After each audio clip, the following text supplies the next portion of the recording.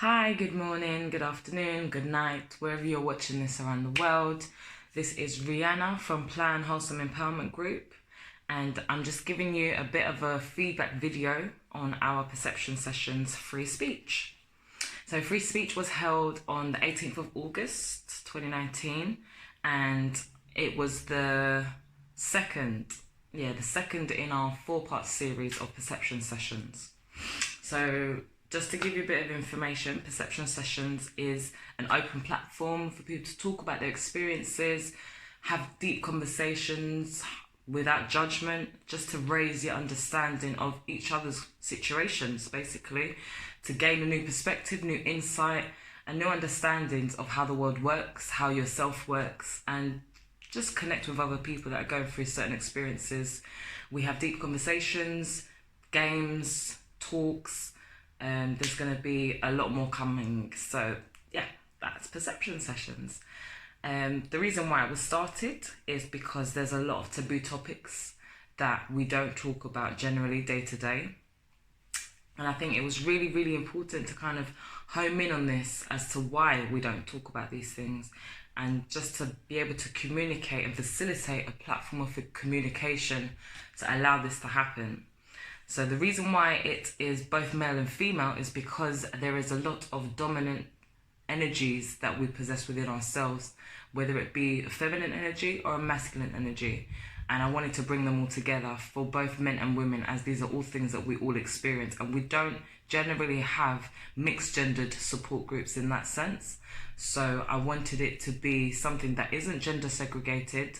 I wanted it to be something that is able to bring all those energies and all those dynamics into one place and be able to have a wholesome experience for perception sessions. Okay? So free speech, free speech, free speech, free speech. Gosh, where do I begin? Oh God, that session was really, really, really difficult. First of all, it was difficult for me to research. Surprising so, because of my role, my role that I do. Those of you that don't know, I'm an independent advocate, and that, in a nutshell, encompasses making sure people's human rights are adhered to through these institutional processes. Okay, so it could be accessing health and social care, making sure that their rights are adhered to throughout those processes of accessing those. And if they're not, that again is an infringement of their human rights. So that's what my role is. And given the fact that free speech was about free speech, Article 10 rights, it was really difficult to research. As much as it's my day-to-day job, doing a workshop on it and actually researching it was quite difficult, I'll be honest. And that's my own personal reflections on it. And I think because trying to come out of that mind frame of that it is work into something that I'm doing as a venture for myself and for others to be able to learn how to utilize their Article 10 rights, it was something really difficult to research because, again, having the polar opposites of censorship and having free speech, having a balance between the two, I had to find where the level playing field was, and that in itself was communication. So that's what I'm going to focus on, is effective communication in this sense, because both free speech and censorship is all about how you communicate and what is being communicated and what message and the meaning, the subjugation underneath it all, okay? Subjugated meaning things that are beneath, okay? Under the surface, that need to be brought to the surface. That's the whole reason behind perception sessions. So there were a few things that I've written down just to prompt me, so don't be alarmed if you see me looking down. But some of the things that I found quite interesting was how we discussed the roots and the rise of political correct speech, language, politically correct behaviour, and we went really deep. So the way how we've kind of concluded it, and again, this is our own discussion that we had in the group, okay? It doesn't reflect all of our personal beliefs. It doesn't reflect it's not a reflection on anyone's previous actions. This is a snapshot of how we discussed political correctness as a whole. Okay, so what we did was we done a small game on terms that have been used previously and terms that are used now. So some of them were, for example, nigger. Yeah, using the term nigger and whether that's an appropriate term to use, whether that's appropriate term to use, full stop. So the conversation then went to, for example, the understandings of the word nigger and its origination. Some people prefer not to use it because they feel it's derogatory and it's confusing for people not of that particular ethnicity, black people that aren't of that caliber to be using that type of word, what their stance on using it. So it was really interesting once kind of given the origination of the word nigger, where it came from and how it's been reinscribed as a violent terminology to describe black people. That was really interesting to kind of look at whether it could be used in a positive light again. I hope that makes sense to you. So something else that we spoke about was interaction, daily interactions with people. So again, goes down to communication. So in my field of work, there's a lot of information that you have to be very wary of saying. Again, because we work with vulnerable people and a lot of the vulnerabilities go hand in hand with politically correct language. So for example, and I'm not going to give any names or any details of anything, but I work with a lot of people that suffer with identity issues, and a lot of these people are usually or part of the gay community or the transgender community, and have multiple personalities, so they could be part of a mental health system. Again, that in itself, the way how you interact with people is really important, but also it's important for them because it's about being respectful, but it's important for yourself because you don't want to ring fence your own expression, okay? And again, we spoke about ring fence expression in the light of free speech. So ring fence expression, the best way I can explain it is the way that you would dull yourself for the benefit of others. Okay, and that's why I incorporated political correctness in that sense as well, because a lot of the time we self-censor in order to make other people feel better about themselves when talking about a particular subject.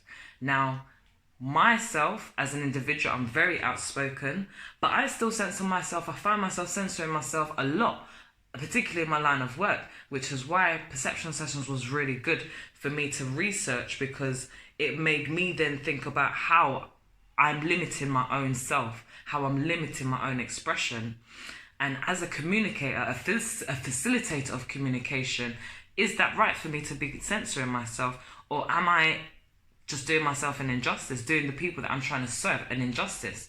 That's something I really, really had to think about. So part of that is making it known that communication is a tool. That's something else that we spoke about. Using communication as a tool. When is the right time to say something? Is the right time to say something now? Or is it worth saying something at all? Because a lot of the time, again, we don't think about how we say something or who we're saying it to. Sometimes we don't even have the opportunity to, because we're so impulsive. Yeah? A lot of the time we don't think, or not think, we don't respond to individual circumstances in a way that would benefit us all the time. We tend to react rather than respond. So it was looking at how and when your time to communicate should be and whether it's worth it. So we went through the think tank. Is it thoughtful? Is it helpful? Is it inspiring? Is it necessary? Is it kind? We went through that process as well, because again, having respectful disagreement is not something that you should be afraid of. Yeah, and I think a lot of fear around political correctness and it going wrong is being disrespectful. Now, you can be in disagreement with someone without being disrespectful. hear me again. You can be in disagreement with someone without being disrespectful. And this is where I think people are gone on this talk and this rant of political correctness gone mad, because anything now that is said that's not in favour of political correct agendas is now being seen as hate speech. And that's not necessarily true. That's not necessarily true at all. I could be in disagreement with someone or with something because of my own personal stance and morals, but it doesn't mean that I'm not respecting your stance on it. So that's where we've now tried to bridge the gap between respectful communication, political correctness, and censorship is respectful communication. The last bit. And it ties in so nicely. Speaking your mind is a form of revolution. Now, since doing this session, I've realised that I've been more expressive with myself, not only amongst my friends, but amongst my mentor. I have a mentor, yes, everyone needs a mentor. She's amazing and she looks like me. She's a woman of colour, which is something I really needed, because she just gets it, point blank, and I'm not going to explain myself on that. But it's something that you feel so empowered when you have the ability to speak freely about your own self, your experiences, what you're going through and how it affects you, your life, your growth, your downturns. Being able to speak your mind is a form of revolution, because again, this goes into the self-censorship. You're censoring yourself from yourself. How are you able to do that? Why? Because this is how you develop these self-sabotaging thoughts. I'm sure you've heard this before. Self-sabotaging. Let me break that down to you, okay? Being able to speak your mind freely and have thoughts and feelings of your own is not something this society is used to doing, because we're used to having everything spoon-fed to us and given to us on a plate in regards to how we should think, how we should feel, how we should act. Anything outside of that, you're then classified as an eccentric individual, and probably you'll go through some form of institutionalization, whether it's through mental health systems, whether it's through prison systems or whatever. Like, you now using your ability to communicate, this is why I'm trying to be a facilitator of good communication. Being able to facilitate that communication within yourself is a form of revolution, because talking to yourself positively is not usually done. Yeah, this is where self-sabotage comes from, is the fact that you decide, whether it's implicitly or explicitly, you decide to talk to yourself negatively, and that is a form of ring-fence self-expression to oneself. Yeah? How are we meant to heal ourselves if we cannot talk to ourselves, let alone positively? Okay? So these are a few of the reflections from our free speech session. I'm going to end the video here because it's gone on longer than I actually thought it was going to.